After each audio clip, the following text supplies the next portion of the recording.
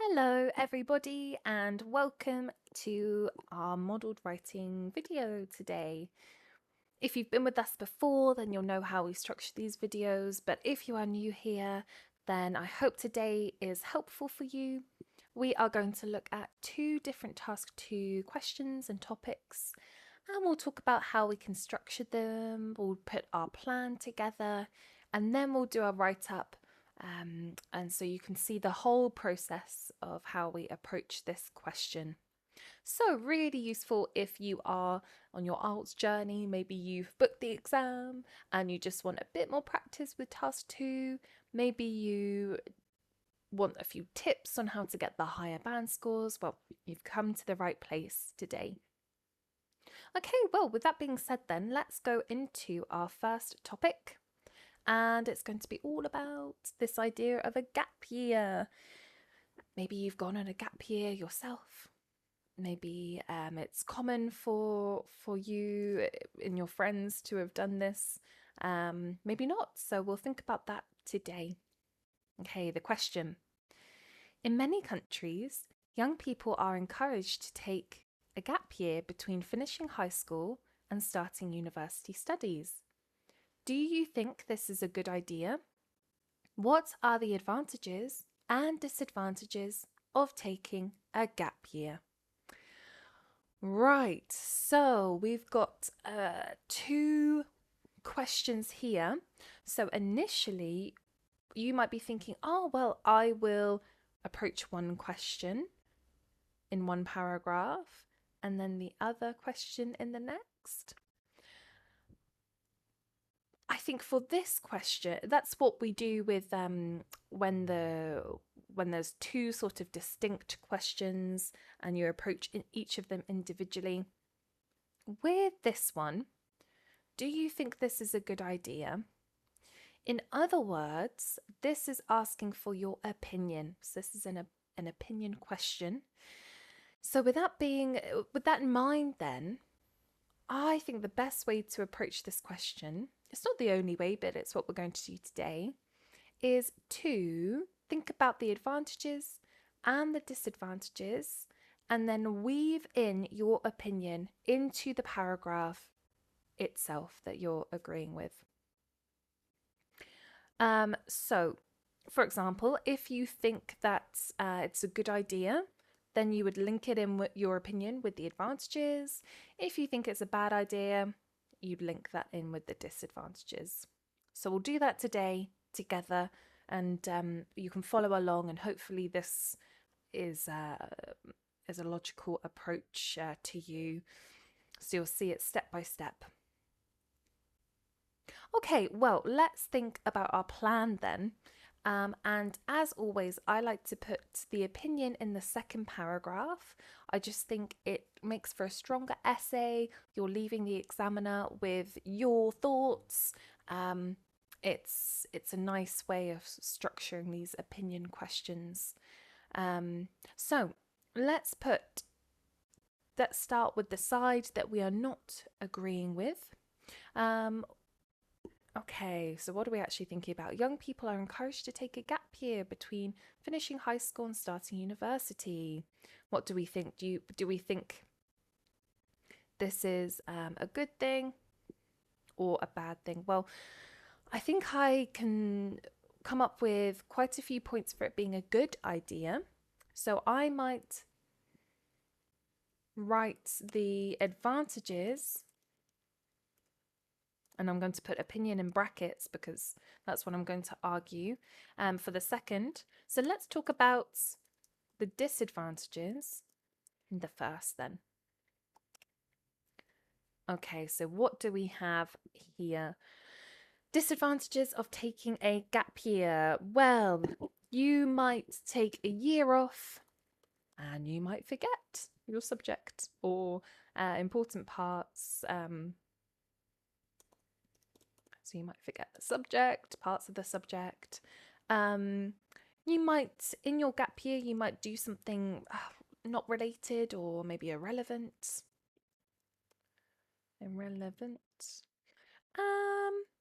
Another point, for example, Traveling? We could talk about that maybe. Okay, so those are a few points that we want to state. We still want to present both sides. We just want our opinion side to be a little bit bigger, stronger, and we're going to weave in our opinion here. Okay, so the advantages, this is what we're arguing. You can, on a gap year, you can gain experience in lots of different areas in the real world. Even if a job is irrelevant, it is still real life experience. You might make money, which can be very useful, especially in times at the moment where university is even more expensive. It was getting more and more expensive, it seems, and there's a cost of living crisis. So money is a big advantage, I would say. And you might be able to network, meet people from various walks of life, people that you wouldn't before, gain plenty of skills along the way as well. Okay, so these are just our notes. Of course, we'll be putting in examples as we go along, but let's write, as this is an opinion question, let's write our conclusion note.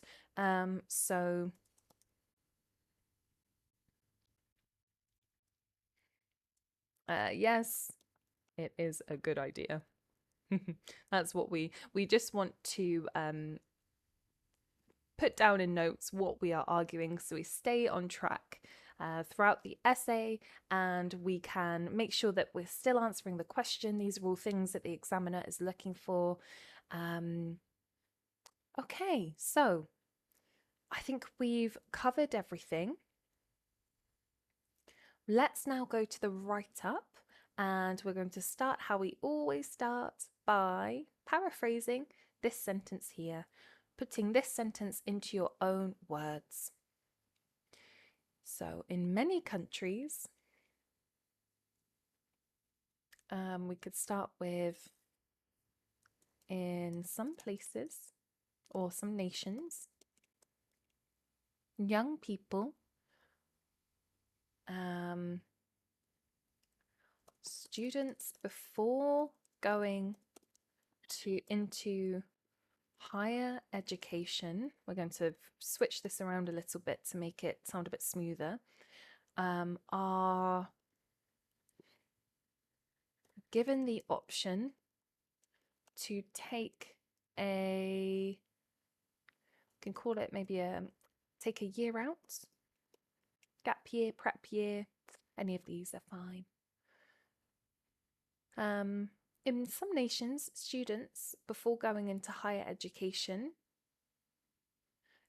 maybe we could say students after finishing secondary school, or finishing college or sixth form, and before, let's just read this and see how it sounds. We're always editing as we go along. In some nations, students after finishing college or sixth form and before going into higher education, are given the option to take a year out. Okay, brilliant. There we go. So now we're going to state what our essay is going to do. This essay will examine both, examine both the benefits,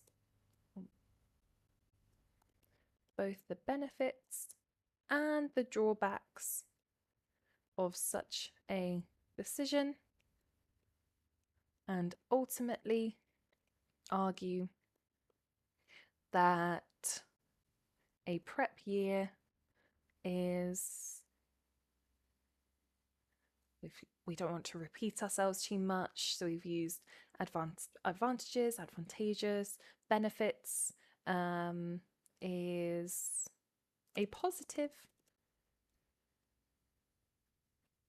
choice. This essay will examine both the benefits and the drawbacks of such a decision, and ultimately argue that a prep year is a positive choice. Okay then, so let's start with the disadvantages. we're not going to include our opinion in this paragraph because we're arguing for the other side. So we're just going to present this side.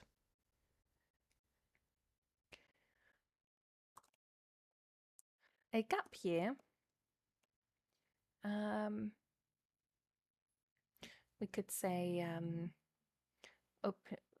We could do a nice opening line, maybe. A gap year is a common.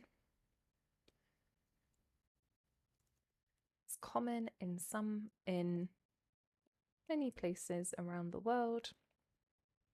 However, it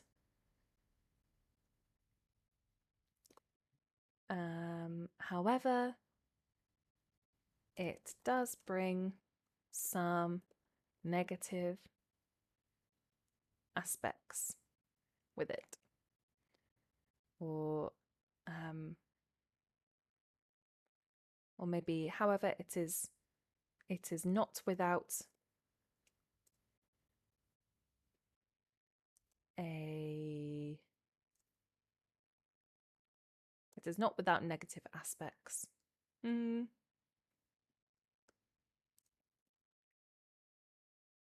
Or maybe it is not without some downsides. A gap year is common in many places around the world. However, it is not without some downsides. So instead of firstly, secondly, we're being more specific and we want to say the main reason or another supplementary reason. We're showing the examiner that we're being really mindful of what we're writing. So the main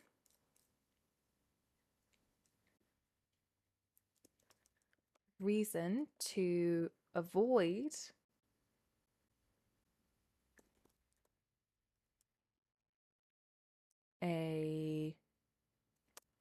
time off before starting an undergraduate course is the fact that an individual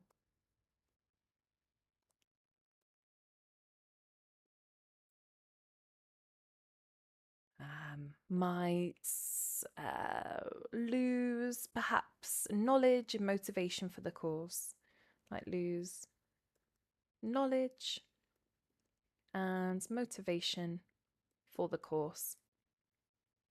The main reason to avoid time off before starting an undergraduate course is the fact that an individual might lose knowledge and motivation for study. Maybe might lose subject knowledge and motivation for study. Okay, let's go into this in a bit more detail. Perhaps a young person decides to work or travel. Most likely, we can say either option won't be related to their course, perhaps. Either option. Or we could say it is rare that either one of these options will be directly beneficial or related to their future studies. Then we can say, therefore, by the time they get into university, they might have changed their mind, or they will be behind other students. Therefore, by the time they are back in the classroom, they are out of practice with study skills and potentially behind the other students in terms of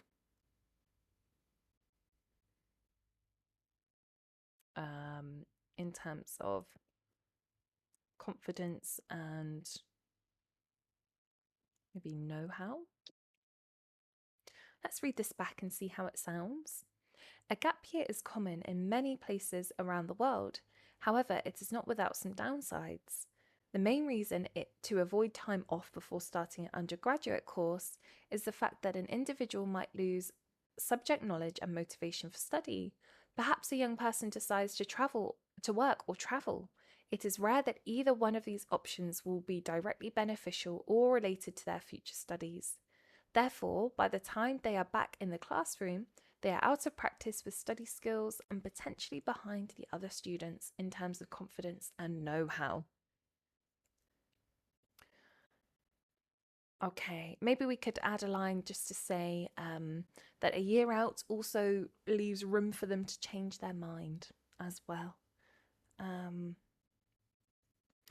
Or maybe that's okay. We'll see how we go with the second paragraph. We don't want this paragraph to be too big because we're focusing on the next one. Okay, so we've demonstrated the disadvantages there. So I think we can go into the advantages. And this is what we are weaving our opinion into. So let's have a look at how we can start this.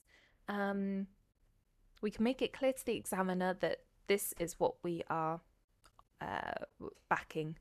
So even though there are several possible negative aspects to a prep year, it is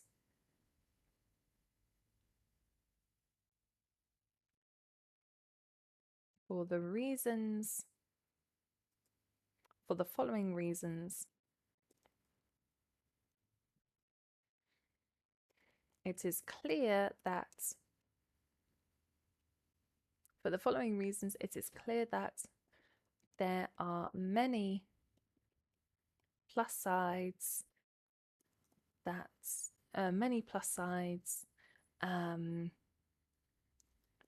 make this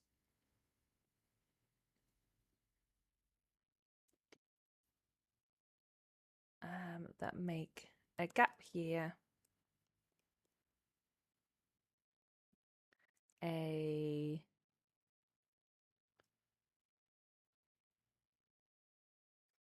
we don't want to say a good idea like in the question.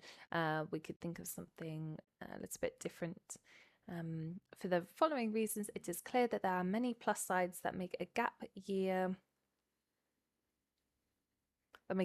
student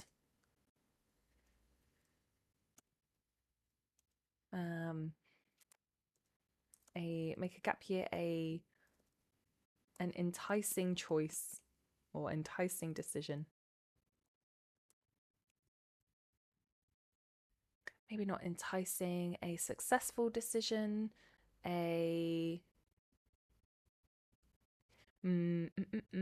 sure about that word there.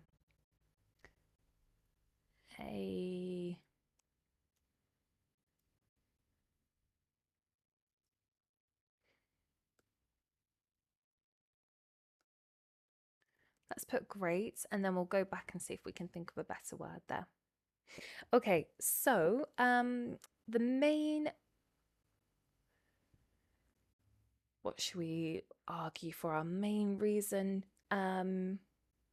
Just real life experience. That's going to be our primary reason. So the primary reason is due to the fact, we've used the fact, is due to the possibility or the probability of this individual gaining real life experience either through work, you could say paid or unpaid, or travel. Okay, so we can talk about employers looking for real skills that they can use in the workplace. So regardless of what what a young person will study in the future, they will develop transferable skills such as teamwork, communication, and leadership, which are invaluable to employers. Okay, so these skills are essential for every aspect of life, and they will benefit the studies and also just them, in life as well. Okay, so regardless of what a young person will study in the future, they will develop transferable skills such as teamwork, communication, and leadership, which are invaluable to employers and will also benefit them in any line of or in any degree they pursue. Okay, that's our main reason here.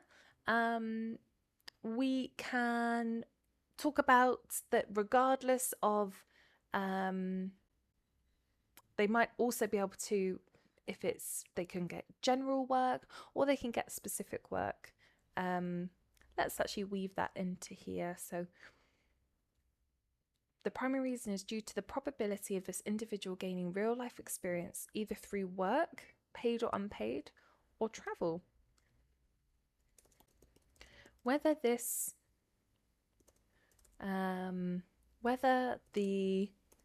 experience is related to their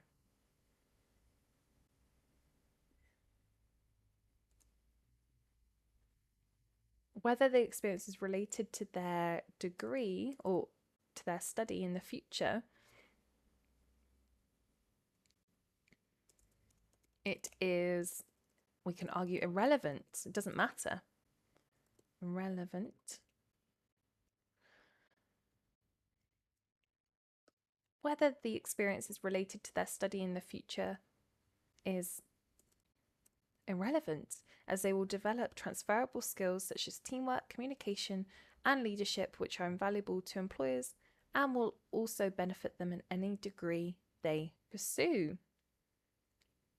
Okay, so let's talk about networking maybe, and or maybe actually we can mention money. Let's go for another example here. Additionally, nice linking word there. Additionally,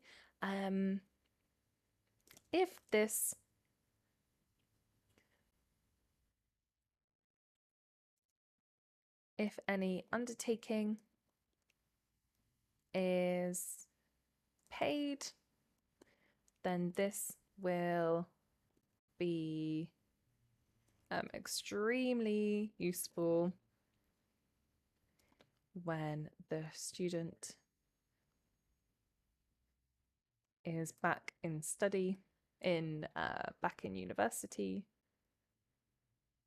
or is in university. Higher education is notoriously becoming more expensive, combined with the cost, more expensive, we could say in the UK, for example, combined with the cost of living crisis, money, and combined with the cost of living crisis, extra funds are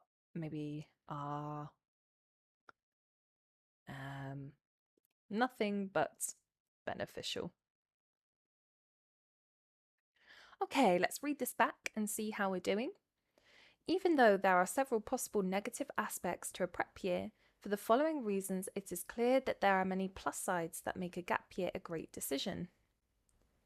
Not sure about this word great. That make a gap year beneficial, successful, effective.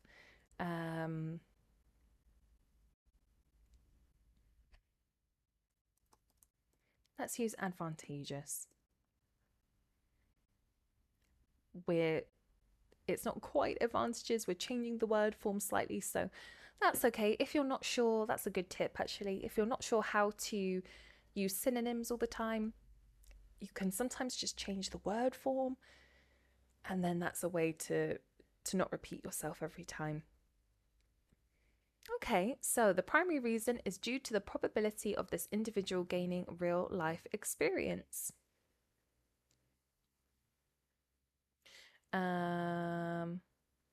Either through work, paid or unpaid, or travel. Whether the experience is related to their study in the future is irrelevant, as they will develop transferable skills such as teamwork, communication, and leadership, which are invaluable to employers. We've repeated ourselves here. Which are invaluable to employers, and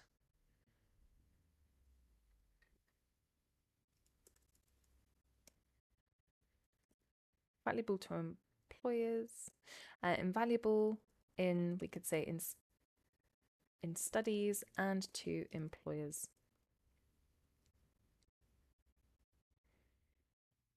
Additionally, if any undertaking is paid, then this will be extremely useful when the student is in university. Higher education is notoriously becoming more expensive, in the UK for example, and combined with the cost of living crisis, extra funds are nothing but beneficial. Okay, I think that's good. We've presented our opinion, we've made it clear that we think this is a good idea, but we've nevertheless presented the disadvantages as well. Okay, so let's tie this all together. In conclusion, despite the downsides mentioned,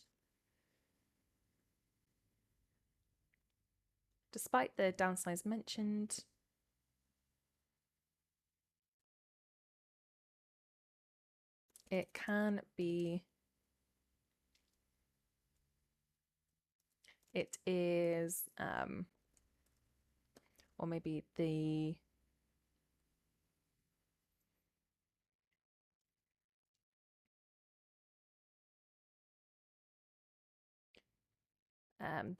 experience gained on a year out is extremely, or we've used extremely, is essential for a student in their development. For this reason,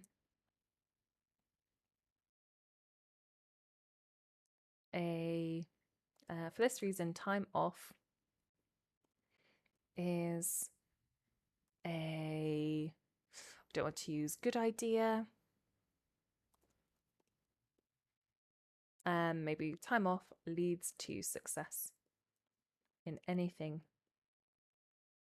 in any future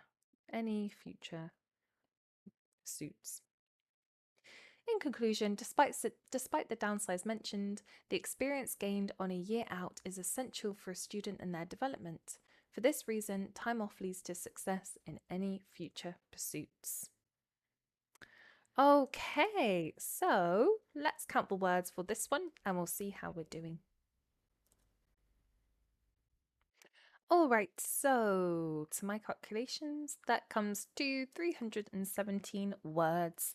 So as long as we're writing a minimum of 250 words, then that's the main thing. This is a little bit over, but I think, well, everyone has different ranges of what they can do in the exam, so see if this works for you.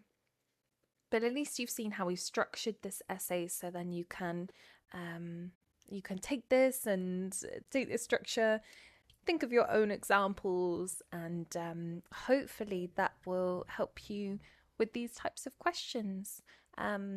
Sometimes questions are a little bit sneaky and can try and throw you off. This is definitely one of those. So I hope that's helped today. Boost your confidence if a question like this was to come up. All right, so that was our first topic. Now we can dive into our second topic, which is going to look at growing up. So where people grow up, where children grow up. So some people think that it is better for children to grow up in the countryside than in a big city. Others believe that city life offers more opportunities for personal and professional development. Discuss both views and give your own opinion. Okay, so we want to, similar to the advantages and disadvantages, we're going to discuss each side, and they've stated it very clearly here, give your own opinion. So we're going to, just like how we did before, weave in our opinion into the answer with useful phrases, and you can also talk about I as well, I think, I believe. Okay, so what are the two sides? We'll go to our plan. Some people think that it is better for children to grow up in the countryside than in a big city. Others believe that city life offers more opportunities for personal and professional development. Okay, so for this situation, I think I've got more points to argue that a big city offers personal and professional development. So let's talk about a city in the second one. Like we did in the first one, we're going to put our opinion in the second paragraph. So let's start with the countryside. Countryside here. Okay, so points that it is better for children to grow up in the countryside. Let's talk about the safety aspect. It's safer. The people are more perhaps authentic, and they're not trying to, scam you, or they're quite genuine people. Less chaos, and linked in with the safety aspects, less opportunity for getting into trouble, say, because everybody knows everybody. So in this situation, growing up in the countryside offers some benefits there. So that's our first paragraph. Then we'll go into our second paragraph, which will address this idea that city life offers more opportunities for personal and professional development. So the city life offers, what do we have here? Diversity, more resources. For example, the City of London, you can pursue any career that you want in London. It has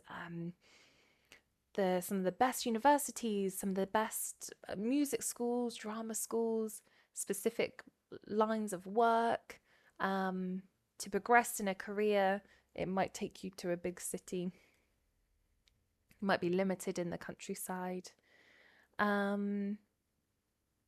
Okay, so I think we can maybe use that example and elaborate on that a little bit more. Okay, so the conclusion then, just to reiterate for ourselves, the city offers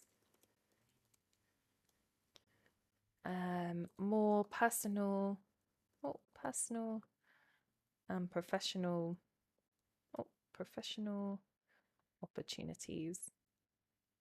That's what we're going to argue there.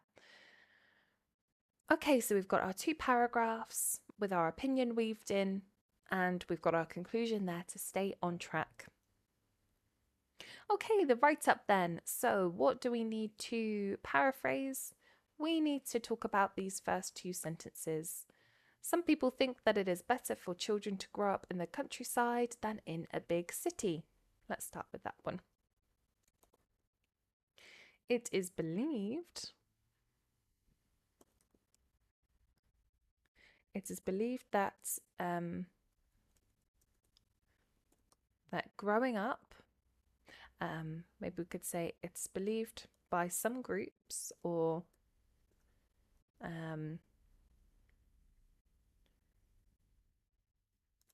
by various groups that growing up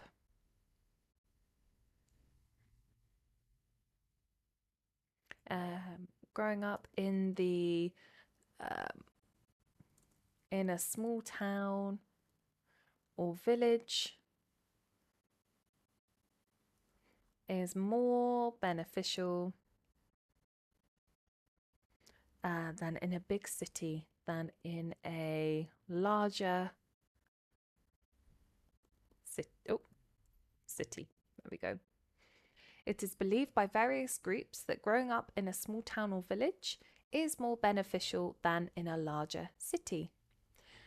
Now we have the next sentence. Others believe that city life offers more opportunities for personal and professional development. So on the other hand,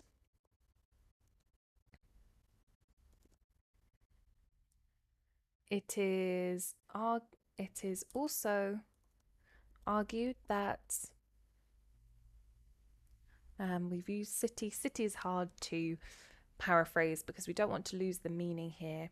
On the other hand, it is also argued that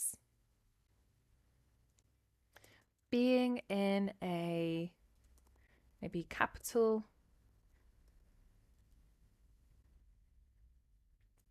or being in the capital, I know there's other cities,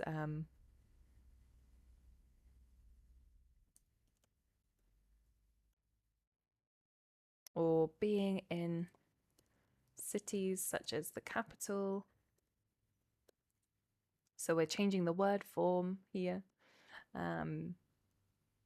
Presents more chances to advance both as an individual and in both as an individual and in terms of career. Okay, let's read this back. On the other hand, it is also argued that being in cities such as the capital presents more chances to advance both as an individual and in terms of career. In this essay,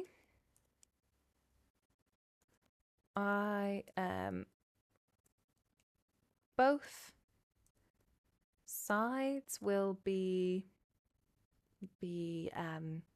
examined, and I will argue, so we're using I here to show our opinion. I will argue that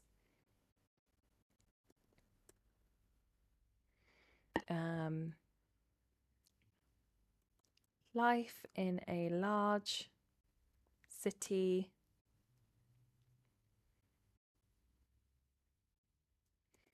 offers more maybe benefits.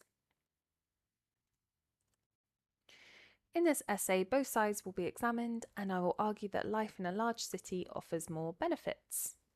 All right, so we've paraphrased, and then we have laid out what we're going to do with our essay. Let's start with the countryside, the first statement. Some people think that it's better for children to grow up in the countryside than in a big city. So it cannot be denied, because we're still presenting this side, so it cannot be denied that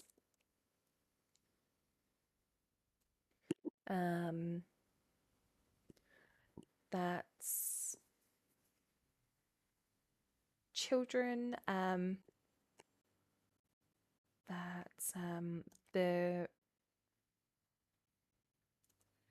the more relaxed way of life in the countryside has advantages to the younger generation. Okay, so what are we going to argue? Maybe the safety aspect. Um,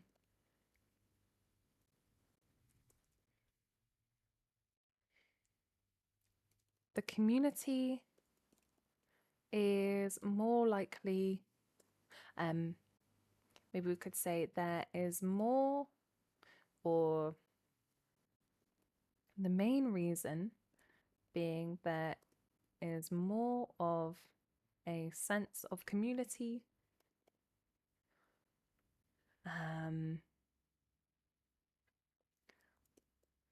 People are more neighborly. Oh, neighborly, and this leads to a safer environment for a child. Let's give an example. For example, children are able to play on the streets with their friends without necessarily adult supervision. For example, you witness children playing in the streets with the local kids, not necessarily with an adult present.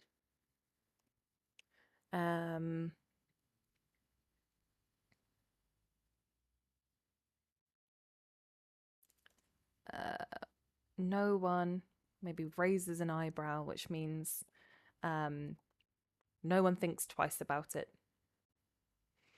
Okay, so the safer aspect. So kids are more free to be outside. There's a trusting environment. Another linked, or maybe another point linked with this is there are less chances to become involved in trouble or troublesome activities, as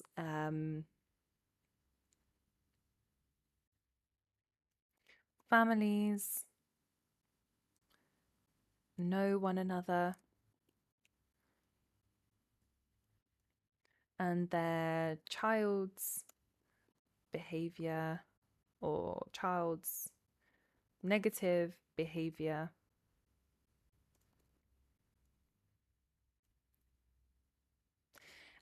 and it is easier for their child's negative behavior to get reported back to them. So they're more likely to get caught, essentially. Okay, let's have a read back. It cannot be denied that the more relaxed way of life in the countryside has advantages to the younger generation. The main reason being that there is more of a sense of community. People are people are neighbourly, and this leads to a safer environment for a child. For example, you witness children playing in the streets with the local kids, not necessarily with an adult present. And not necessarily with an adult present, no one raises an eyebrow. Another point linked with this is there are less chances to become involved in troublesome activities, as families know one another and it is easier for their child's negative behaviour to get reported back to them. Okay. Let's say, in other words, they are more likely to get caught. Okay. Right, so this is our first paragraph, laying out the plus sides of the countryside. But now we're going into our second statement that we are agreeing with the fact that city life presents more opportunities for personal and professional development. So let's say we're going to address this. The safer the safer life in the countryside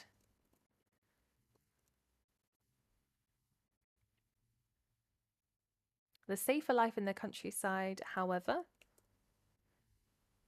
does have its limitations, and I believe growing up in a city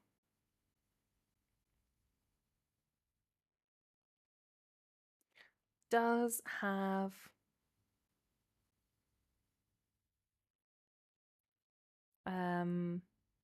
a plethora of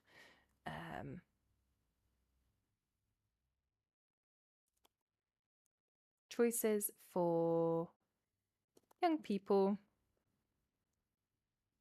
to hone their skills, maybe. Okay, topic sentence. The safer life in the countryside, however, does have its limitations, and I believe growing up in a city has a plethora of choices for young people to hone their skills. Okay, so the fact that a city such as London, for example, is incredibly diverse with with more resources being invested into it, provides a place where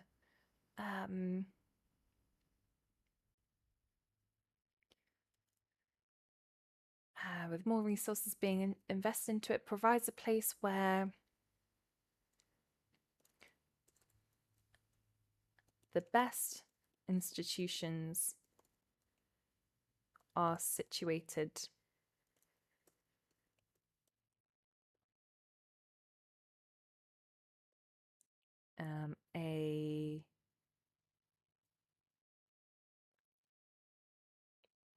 An individual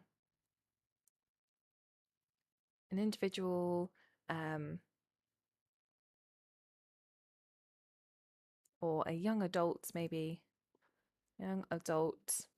can, well, you want to say that they're not limited, their dreams are not squashed, they are able to flourish. A young adult is able to flourish.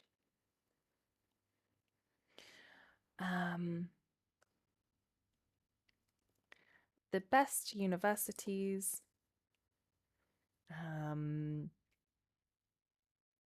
jobs,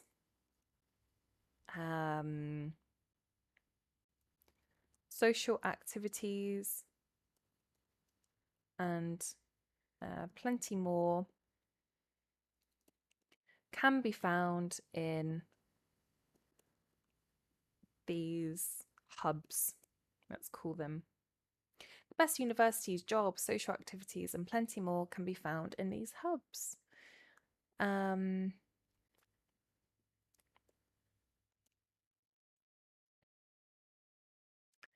So, when you combine this with sort of open-minded people, then someone is able to pursue their passions, either within their work or personally in their own personal life as well. The best universities, jobs, social activities, and plenty more can be found in these hubs. When this is combined with more open-minded people who naturally flock to the larger places this makes for this makes for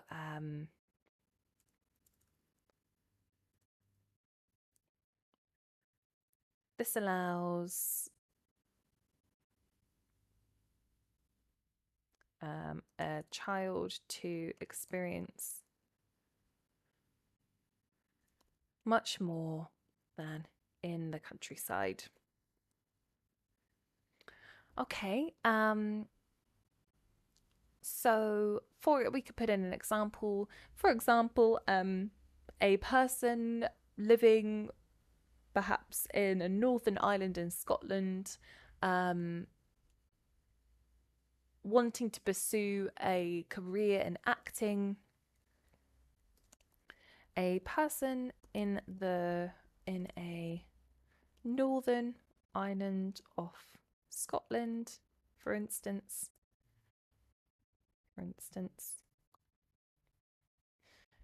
would only be able to pursue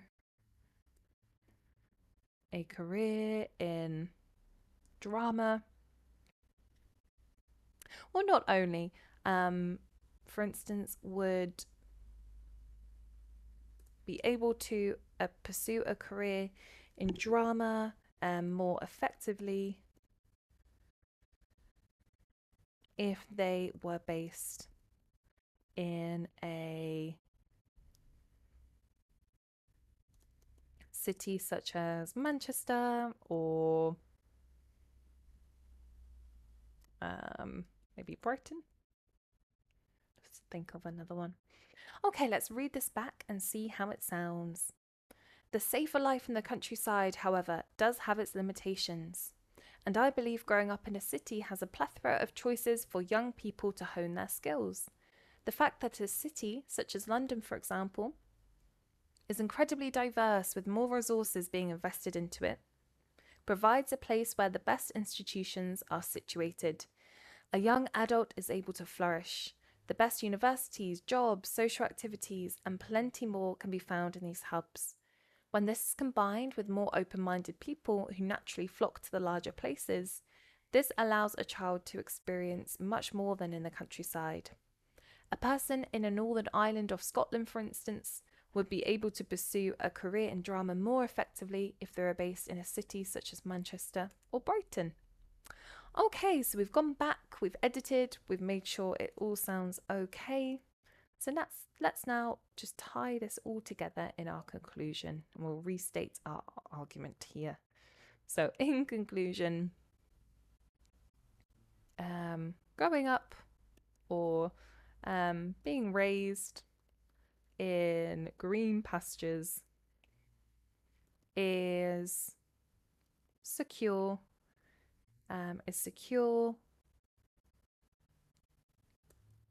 There is no is of course secure.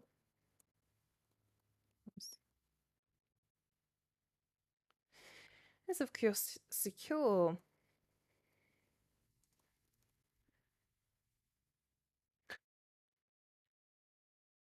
Although, with this being said, the opportunities are abundant in cities, and this is where true development of passions and pursuits can take place.